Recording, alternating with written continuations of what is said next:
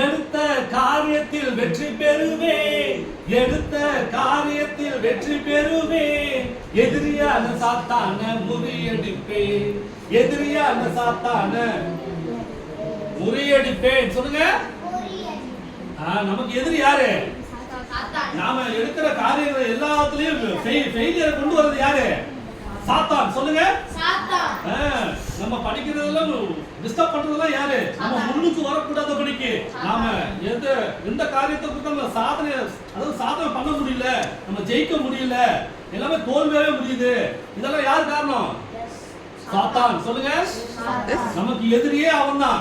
நம்ம முன்னேறக்கூடாதபடிக்கு பலவிதமான தடைகளை உண்டு பண்றது யாரு? சாத்தான். நம்ம ஒழுங்கா நடக்கக்கூடாதபடி நம்மளை தடுக்கி விழ வைக்கிறதும் கண்ணாட வைக்கிறதும் யார் தான்?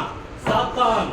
அப்போ நம்முடைய எதிரியான சாத்தான என்ன பண்ணணும்? நாம ஏசப்பாவுடைய பலத்தை கொண்டு முறியடிக்கிறோம். சொல்லுங்க. ஏசப்பாவுடைய பலத்தை கொண்டு என்னுடைய எதிரியாகிய சாத்தான முறியடிப்பேன், ஜெயிப்பேன். ஏசப்பா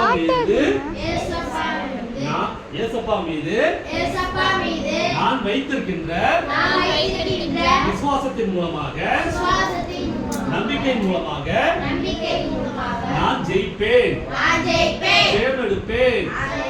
என்னுடைய விசுவாசமே உலகத்தை ஜெயிக்கிற ஜெயம். என்னுடைய விசுவாசமே உலகத்தை ஜெயிக்கிற ஜெயம்.